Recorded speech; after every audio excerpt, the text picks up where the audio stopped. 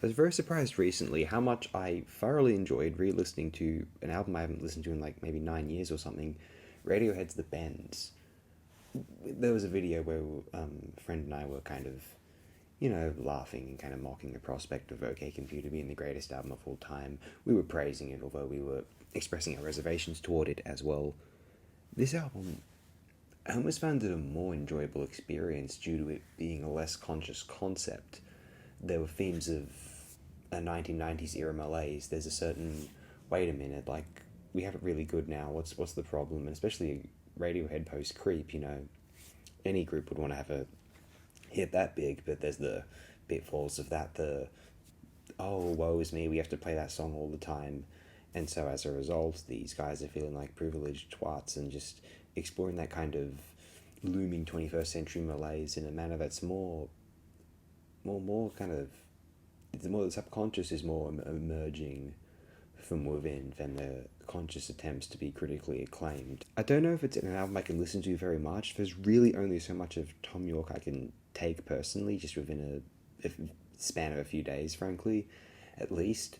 Although, yeah, the Nigel Godrich's production on here, glorious.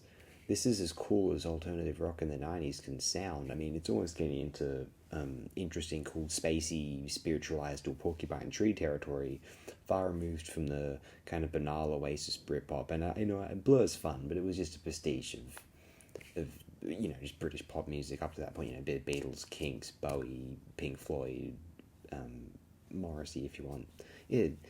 It's fun, but it wasn't as interesting as some of the more it was less retro, right? Some of this music here.